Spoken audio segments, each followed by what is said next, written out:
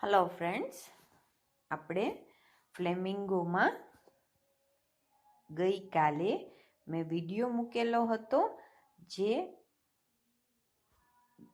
Gambling match એના ઉપર હતો. આપણે આખો એપિસોડ છે એ મહાભારતનો જે એપિસોડ છે, પ્રસંગ છે કે જેમાં પાંડવો અને કૌરવો, ખાસ તો શકુની છે, એ જુગટું રમે છે, એટલે કે પાસા પાડી અને પાંડવોને હરાવવાની જે એની કામના હોય છે એ કેવી રીતે એ બર લાવે છે, સાચી પાડે છે, એના વિશે હતો. એના પછીનો યુનિટ છે એ પોયમ છે, એ તમને પૂછાતો નથી. સપ્લિમેન્ટરી રીડિંગમાં પોયમ પૂછાતી નથી, ફક્ત યુનિટ જ પૂછાય છે. Read 12 3 rays.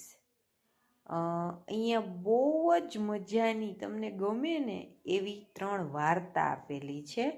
3 રેઝ નામ એટલા માટે છે કે 3 વાર્તા છે. 3 રેઝ એટલે જેમાંથી આપણને કંઈક આશાનું કિરણ મળે, શીખવા મળે, જાણવા મળે, મજા આવી જાય એવી. ફર્સ્ટ સ્ટોરી છે વીકનેસ ઓર સ્ટ્રેન્થ. જે ફર્સ્ટ સ્ટોરીનું ટાઇટલ આપેલું છે એમાં તમને એવું કીધેલું છે કે વીકનેસ ઓર સ્ટ્રેન્થ, નબળાઈ છે કે સ્ટ્રેન્થ એટલે તાકાત છે, એ તમારે નક્કી કરવાનું છે. સ્ટોરી બહુ સરસ છે, એકદમ નાની નાની 3 વાર્તાઓ આપેલી છે. એમાંથી આજે આપણે પહેલી વાર્તા જોઈએ. Sometimes your biggest weakness can become your biggest strength. ક્યારેક એવું બની શકે કે તમારી સૌથી મોટી નબળાઈ હોય ને મિત્રો, એ તમારી સૌથી મોટી તાકાત થઈ શકે છે. Take for example the story of 10-year-old boy who decided to study judo despite the fact that he had lost his left arm in a devastating car accident. બહુ જ સરસ સ્ટોરી છે. 10 જ વર્ષનો એક બાળક છે, એ આપણને શું શીખવી જાય છે મિત્રો? ટેક ફોર એક્ઝામ્પલ, એક ઉદાહરણ તરીકે એક વાર્તા લ્યો. એક 10 વર્ષનો છોકરો છે, who decided to study judo. એ નક્કી કરે છે કે એને જુડો શીખવું છે. Despite the fact that he had lost his left arm in a devastating car accident. Despite એટલે તેમ છતાં. કેમ છતાં? તો કે એ હકીકત હતી કે એક ખૂબ જ ભયંકર કાર એક્સિડન્ટમાં એણે પોતાનો ડાબો હાથ ગુમાવી દીધેલો હતો, છતાં પણ એ નક્કી કરે છે કે એને જુડો શીખવું છે. The boy began lessons with an old Japanese judo master. આ છોકરો છે એ એકદમ વૃદ્ધ એવા જાપાનના જુડો માસ્ટર પાસે પોતાના લેસન લેવાનું શરૂ કરે છે, પોતાની પ્રેક્ટિસ શરૂ કરે છે. The boy was doing well. છોકરો બહુ સારું કામ કરતો હોય છે, સારી પ્રેક્ટિસ કરતો હોય છે. So he couldn't understand why after 3 months of training the master had taught him only one move. એ બહુ ઉત્સાહી છોકરો હોય છે, એવું નથી હોતું કે મરેલ હોય છે કે એનો એક હાથ નથી એટલે કંઈ કરતો નથી, પણ એ સમજી નથી શકતો કે શું કામ 3 મહિનાની ટ્રેનિંગ પછી પણ એનો જે ગુરુ છે એ એને એક જ મૂવ શીખડાવ્યા રાખે છે. જુડો તમે મેચ જોઈ હોય મિત્રો, અને આપણી સ્કૂલમાં તો બહુ સારું રમાય છે. પ્રેક્ટિસ એ ક્યારેક જોશો તો તમને ખબર પડે કે જે વિદ્યાર્થીઓ આની પ્રેક્ટિસ કરે છે એ ખરેખર કાબિલે દાદ છે. એ પ્રેક્ટિસ એ તમારે જોવા જેવી છે. આપણા જેવાનું તો કાચા પોચાનું કામ નથી, પણ જે લોકો રમતમાં એક વખત ઉતરે છે એ પોતાનું બધું જ જોમ છે, જુસ્સો છે, એમાં નાખી દેતા હોય છે. તમારામાંથી એ મને એવી આશા છે કે કોઈક સ્ટેટ લેવલે, નેશનલ લેવલે જાય તો આપણી શાળાનું નામ છે એ રોશન કરી શકે એમ છે. પણ એના માટે પ્રેક્ટિસ જોઈએ, પ્રેક્ટિસ પ્રેક્ટિસ અને પ્રેક્ટિસ. તો એ વિચારે છે એ છોકરો કે 3 મહિનાની પ્રેક્ટિસ પછી પણ એનો ગુરુ છે એને એક જ પ્રકારની મૂવમેન્ટ શીખડાવે છે, એક જ પ્રકારનો દાવ શીખડાવે છે. Sensei, the boy finally said. એ છોકરો છે એ પછી રોકાઈ નથી શકતો, એ પૂછી જ લે છે. એને પૂછે છે, એનો ઉચ્ચાર છે એ સેન્સી એવો છે. એના સરનું, એના આદર સાથે સર છે એ કહેવા માટે sensei. Shouldn't I be learning more moves? શું મારે વધારે દાવપેચ ન શીખવા જોઈએ? This is the only move you know, but this is the only move you will ever need to know, the sensei replied. મને ખબર છે કે તને આ એક જ દાવ આવડે છે, પણ મને એ ખબર છે કે તને આ એક જ દાવ આવડવો જોઈએ. આ એના ગુરુ એને જવાબ આપે છે. Not quite understanding but believing in his teacher, the boy kept training. એને ખાસ સમજાણું નહીં કે એના ઉપરના વાક્યમાં એના ટીચર એને શું કહેવા માગતા હતા, પણ એણે એના ટીચરની માની લીધું, એનામાં બિલીવ કર્યું, વિશ્વાસ રાખ્યો અને એની પ્રેક્ટિસ ચાલુ જ રાખી. એવું નહીં કે એણે ઓપોઝ કર્યું કે એને અવિશ્વાસ બતાવ્યો કે એને છોડી દીધું, કાંઈ નહીં. એણે પોતાના ટીચરમાં વિશ્વાસ રાખ્યો. સમજાણું ન સમજાણું છતાં એની પ્રેક્ટિસ છે એ બંધ કરી નહીં. Several months later, the sensei took the boy to his first tournament. થોડાક મહિનાઓ પછી જેના ગુરુ હતા એને ટુર્નામેન્ટમાં, પ્રતિયોગિતામાં ભાગ લેવા માટે લઈ જાય છે. Surprising himself, the boy easily won his first 2 matches. એ છોકરાને સરપ્રાઇઝ થાય છે પોતાની જાત માટે, અને પેલી 2 મેચ છે એ એકદમ સરળતાથી જીતી જાય છે. The third match prove to be more difficult. ત્રીજી મેચ જેના સાથે છે, ગેમ જેના સાથે છે, સ્પર્ધા, એ કદાચ વધારે અઘરી સાબિત થઈ શકે. But after some time his opponent became impatient and charged. The boy deftly used his one move to win the match.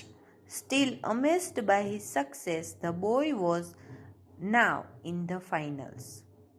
ત્રીજો મેચ છે એ થોડોક ડિફિકલ્ટ પ્રૂવ થઈ શકે એમ છે, બટ આફ્ટર સમ ટાઈમ એવું એને લાગ્યું કે થોડોક મેચ છે ડિફિકલ્ટ થશે, પણ થોડાક સમય પછી હિઝ ઓપોનન્ટ બીકેમ ઇમ્પેશન્ટ. એનો જે હરીફ હતો એ અધીરો થઈ ગયો. ઇમ્પેશન્ટ એટલે ધીરજ ન રહેવી, અધીરું બનવું. And charge the boy deftly used his one move to win the match.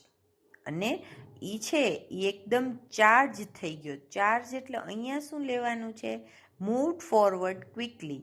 એ એકદમ આગળ આવી ગયો અને બોય છે એ સ્કિલફુલી પોતાની જે એક મૂવ એના ટીચરે શીખડાવેલી હોય છે, જે એક દાવપેચ એને ખરેખર કેટલા વર્ષો, કેટલા સમયની પ્રેક્ટિસ એના ટીચરે કરાવેલી હોય છે, એના લીધે એ મેચ જીતી જાય છે. Still amazed by his success, the boy was now in the finals. હજી પણ એને પોતાની સફળતામાં આશ્ચર્ય થાય છે, અને એવી રીતે આ છોકરો છે 10 વર્ષનો, એક જ હાથ હોય છે, એ છોકરો ફાઇનલમાં પહોંચે છે. વિચારો એને કેવી લાગણી થતી હશે. This time his opponent was bigger, stronger and more experienced. જ્યારે એ ફાઇનલમાં પ્રવેશે છે ત્યારે એનો હરીફ છે એનાથી મોટો, ખડતલ અને વધારે અનુભવવાળો છે. ઈઆર અને મોર લાગેલું છે. શું કામ? તો કે બિગરને ઈઆર લાગે છે, સ્ટ્રોંગને ઈઆર લાગે છે, પણ એક્સપિરિયન્સ્ડને ઈઆર લાગતું નથી, એટલે એની આગળ મોર લગાવવું પડે. કયું લેંગ્વેજ ફંક્શન થાય? કમ્પેરિઝન. Very good. જેના મનમાં આવી ગયું હોય એ બધાને મારા અભિનંદન. For a while the boy appeared to be overmatched. થોડીક વાર માટે એ છોકરાને એમ લાગે છે, જણાય છે કે આ તો ઓવરમેચ છે, એટલે કે બે જે સરખા વચ્ચે મેચ થવો જ જોઈએ, ગેમ થવી જોઈએ, સ્પર્ધા થવી જોઈએ, એવું નથી લાગતું. કન્સર્ન્ડ that the boy might get hurt, the referee called a time out. જોઈને ચિંતા થવા માંડી હતી કે આ નાનકડો છોકરો છે એ કદાચ ઈજાગ્રસ્ત થશે, એને હર્ટ, એને ઈજા થશે, એટલે રેફરી છે એ જ થોડીક વાર માટે મેચ બંધ કરી દે છે, ટાઈમ આઉટ આપે છે, સમય આપે છે. He was about to stop the match when the sensei intervened. અને એ મેચ બંધ જ કરવાના હોય છે ત્યારે એનો જે ગુરુ છે એ વચ્ચે પડે છે. ગોટ ઇન્વોલ્વ, ઇન્ટરવિન્ડ એટલે કોઈ બાબતમાં વચ્ચે પડવું. No, the sensei insisted, let him continued. એક હરીફ છે એ બહુ મોટો છે, ખડતલ છે, અનુભવી છે, અને આ તો 10 જ વર્ષનો છે. એ જોઈને રેફરીને એમ થઈ જાય છે કે આ છોકરાને વધારે ઈજા ન થાય, એટલા માટે એ મેચ છે એ બંધ કરાવવાનો હોય છે. ત્યારે એનો ગુરુ વચ્ચે પડી અને એમ કહે છે કે ના, એને રમવાનું ચાલુ રાખવા દ્યો. Soon after the match resumed, his opponent made a critical mistake. Match જ્યારે ફરીથી રિઝ્યુમ્ડ એટલે ચાલુ થાય છે ત્યારે એનો હરીફ છે એ એકદમ ભૂલ કરી બેસે છે. હી ડ્રોપ્ડ હિઝ ગાર્ડ. એ પોતાનો જે ગાર્ડ હોય છે એમાં જે અમુક જગ્યાએ લાગે નહીં એટલે એવા પ્રકારના જે સેફટી માટેના વસ્તુ પહેરાવવામાં, સાધનો પહેરાવવામાં આવ્યા હોય એને મૂકી દે છે, ડ્રોપ કરી દે છે. Instantly the boy used his move to pin him. અને ત્યારે જ આ જે છોકરો હોય છે નાનકડો 10 વર્ષનો, એ પોતાની મૂવનો ઉપયોગ કરીને, એ દાવપેચનો ઉપયોગ કરીને એની મૂવમેન્ટ અટકાવી દે છે.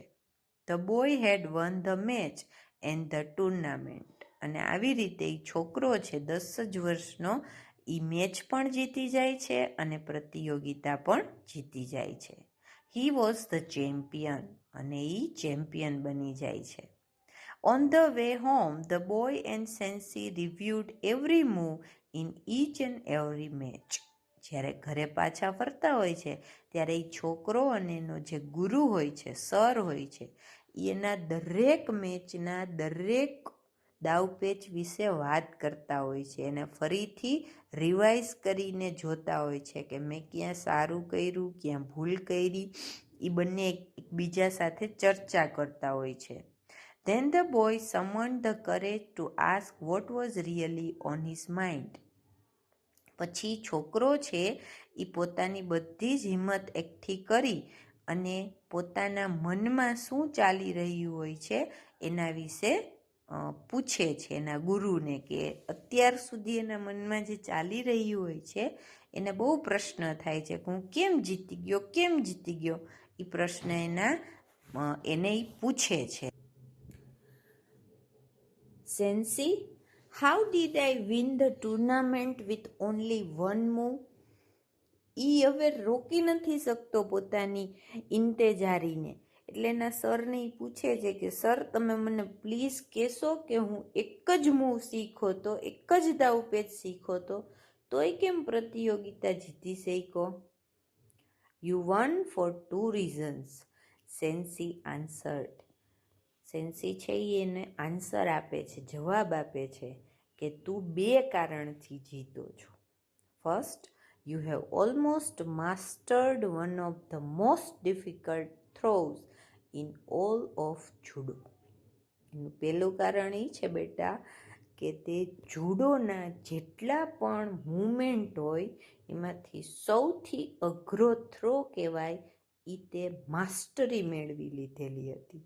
એમાં તે માસ્ટરી મેળવી હતી, એ હદે તે પ્રેક્ટિસ કરી હતી અને સૌથી અઘરો જે એનો દાવપેચ હતો એ તે શીખો હતો. Second, the only known defense for that move is for your opponent to grasp your left arm.